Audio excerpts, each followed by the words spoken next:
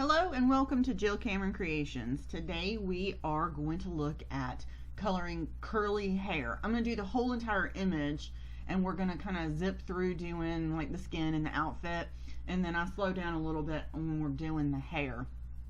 I am using my favorite skin combination here is E04, E11, E21, E00, and E000. And when I'm coloring skin, of course, the E04, it always looks so dark, especially because I color skin first generally. But don't be afraid by it. Don't be scared of it. It is seriously, it's like it gives the skin that pinky look. And I really like that. I have a lot of skin combinations that I really like over in my Copic quick start guide. At the end of it, I have a chart that I keep that I have my favorite skin combinations, hair combinations, and just overall favorite color combinations. This is also part of the Odd Sentiments challenge, and it's number 231. This image is by Bugaboo digital stamps, and I absolutely think it's stinking adorable. It is, when I'm making this, it was July 4th when I was actually making this and coloring this. So I did red, white, and blue, even though it's going to be posted after July the 4th. I still wanted to do red, white, and blue because blue is one of my favorite colors. I know y'all know that purple is my all-time favorite color, but blue is definitely right up there as well, and I wear a great deal of dark navy blue. So I really wanted to do something that was red, white, and blue. And the theme this week over at Odd Sentiments is bingo, and I had to choose one, thing, one row in the bingo, and it was a favorite color and a digital die cut, and coloring was the one that I chose. So head on over to the Odd Sentiments challenge. The link will be below so you can enter your card and for a chance to win a prize over there this week. And it's usually about 2 weeks during each challenge, so you have about 2 weeks to participate, and you can use any images that you want. You just need to follow the rules. You have a sentiment and follow along with the bingo challenge that's there, and all the rules are explained, when the deadline is and that kind of thing, and the link will be below directly to this particular challenge. And here I'm using the B90s for the blue colors, and I really love the dark blue color. This set, it's B99, B97, B95, and B93, I believe. And they make really good blue jeans as well. These colors make excellent blue jeans. I wasn't necessarily going for blue jeans, I was just going for blue pants at this point. And I'm also going to color the petals around her neck, and her big bow are going to be blue, and then the flowers that are on her shirt and in the middle of her bow and her lollipop are going to be red. Her shirt itself and her shoes will be white, and I will use C colors to demonstrate that is a white shirt and white shoes. So when you color something white, I know that sounds kind of counterintuitive that you're coloring something white, but you want to use your C colors to demonstrate shadow in those areas. So don't forget that when you color white, you actually do need to color white, and you're going to use your C's, whether it be warm or cool or toner or whatever grays you want to use. Just make sure that you're using something that demonstrates that there is a shadow in that white. If you want to demonstrate that there's a different light source other than a white light source, then you would use another color to demonstrate that was, let's say that the light source is very yellow, so you want it like that sepia kind of look, then you would use those sepia tones to demonstrate the shadow in a white top. So just keep that in mind when you're coloring. But also remember that it's coloring. It's meant to be fun. It's not supposed to be stressful. It doesn't need to be perfect at all. You can do this with one. You could actually Copic color something with 2 markers and you don't have to worry about it. because you have a light and a dark, and put the dark color where you want your dark colors to be and put the light color where you want your light colors to be, and they'll kind of blend together. Don't stress about it too much. Copic coloring is supposed to be fun. One thing that I love about Copic coloring is that they do blend together, that I don't have those streaky marks in my image like you would if it were a water-based marker. So that's one thing that I really do love about Copic coloring, is that no streaky stuff. Another thing that I would like to mention while I am doing this is that my post on my craft room move is going to be up as well over on my blog and on my YouTube channel. I did a tour of my new craft room space, and I'm not going to give away any of the secrets of that, but I will also have a link back to an older post about how about products that you can use in your craft room for storage purposes that are not IKEA, because not everybody has access to IKEA, so I want you to be aware of that.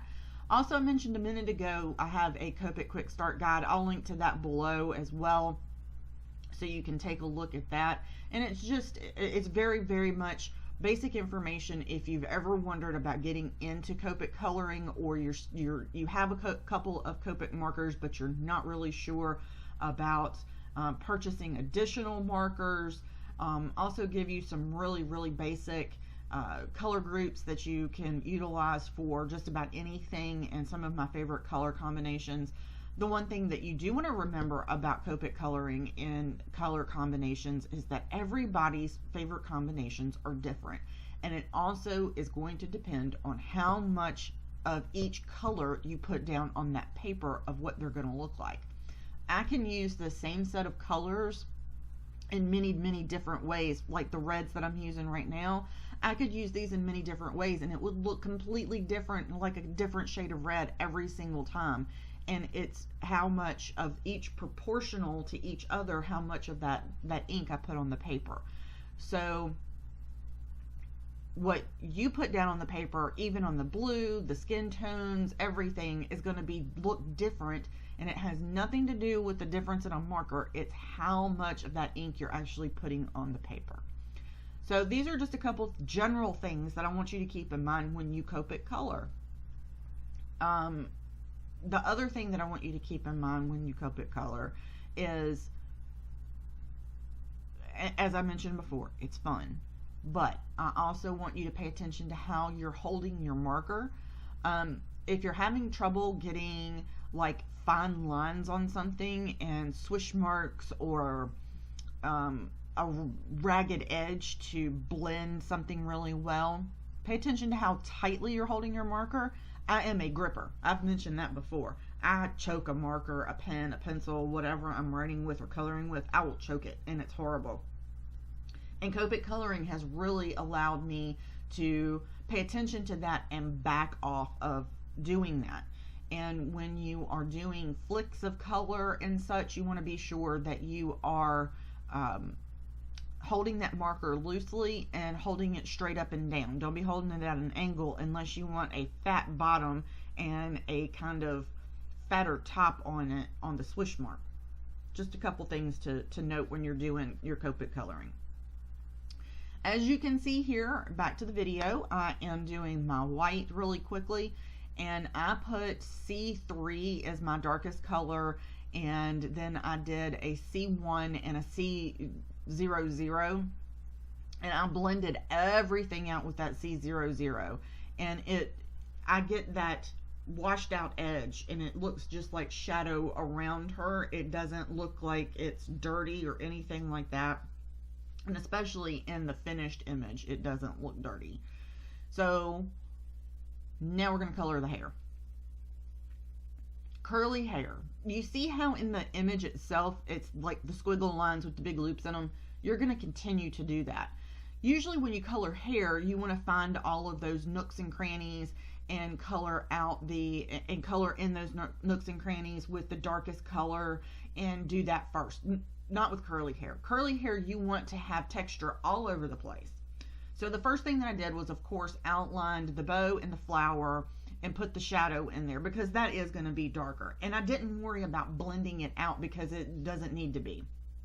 I also did the dark colors around the band in her hair, and we'll go back and color that in a minute. Don't worry, I don't forget it. And and you see I skipped where it's up over the bow, where her hair is over the bow and over the band. I skipped those parts. The inside pieces of curly lines, I colored over those with the darkest marker, which I'm using the E20 line. E29, E27, E25, E23 is my lightest color, and I showed that E21 is in there as well, but I'm not using that for her hair. I use that on her skin, so it blends really, really well. It looks a hot mess. When you see this in just a second, it's going to look like a great big hot mess. Never, ever, ever, ever judge your coloring until the image is completed.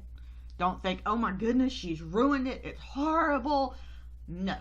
Curly hair looks like a hot mess until it's finished. So then we're going to do the exact same thing with our next darkest color, which is the E27. So we're just going to go right back over all of the dark spots that we just did, go around them a little bit more, and we're going to fill in a little bit more with our squiggle lines. And we're literally just drawing like little curly cues, little C marks in some of the tighter areas. We're just giving that impression that there are curly locks all over this girl's head with the lollipop in her hand. Absolutely stinking adorable. If you were going to color an African American child and make this an African American child, I would recommend that you use a warmer grays. So you would use the W series with a black, with like a 100 to demonstrate the darkest part of her hair. And you would do the exact same thing. Absolutely love this. Love, love, love, love, love this. I'm going in and doing the exact same thing with the next marker, which is an E25, and just drawing the little squiggle lines. Just drawing all the little squiggle lines everywhere. Now, with my lightest color, I'm going to color in all of it. I'm just doing a flat wash of color. I'm not doing squiggle lines. This brings everything together and gets rid of that hot mess look. You could also do this and bring more depth to her hair by doing the squiggle lines with the E23 and then going over it with an E21, and that she would have highlights in her hair. However, I think that washed it out way too much. And after I saw this, and after I finished it and everything dried, I kind of wish I had done a little bit more, gone back in with a little bit more of the dark in her hair and put dark lines back in it, but I left it as it is. You just do literally a solid color over everything and bring it all together. And that's how you do curly hair. It's not a huge scientific experiment or anything. If you want to turn straight hair into curly hair, draw some with a Copic friendly marker, draw some squiggles over it. You see how on the bottom there, on the bottom left, it's that one little curly cue that's hanging down, and on the top behind the bow there's one sticking out, and over on the right there's a few sticking out. Do that with a Copic friendly pen, like a Copic liner, and then do the squiggles all over her hair, and guess what? You've got curly hair. Ta-da! You can do that with any of them, any image that you have, whether it's a stamped image, whether it's a digital image, anything. You can add the texture with a Copic friendly pen and then color over it just like this, and it's curly hair. That's one thing that I absolutely love about card making. You can turn any image into anything you need it to be. So for the rest of the card, what I did was, as you can see, I printed this on from Silhouette Studio with my registration marks on it, so I could put it on a cutting mat and then cut it out. And I have another print right beside this.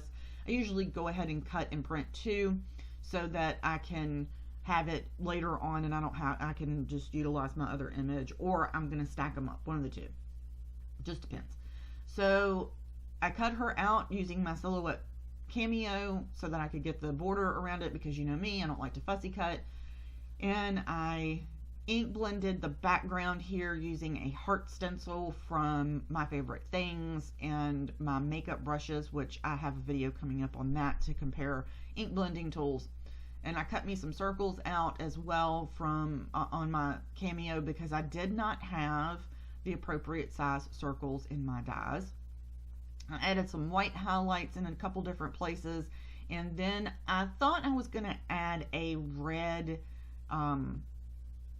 heat embossed image and for my sentiment, and I just didn't like it. So I ended up stamping Have a Beautiful Day just across the bottom directly on the background, and I absolutely love this card as it was finished. Don't forget to head over to my blog, jillcameroncreations.com. There will be a link below as well as links to the products used and for this card, including a link to the digital stamp itself over on Bugaboo, and also the link to the Odd Sentiment Challenge 231 for this week. And don't forget to head over to my blog for more tips and tricks on how to Copic color curly hair, and sign up to receive your free Copic quick start guide over there as well. Thank you so much for joining me today. I'm going to end my voiceover and just play a moment of music here at the end. Thank you so much for joining me. We'll see you next time.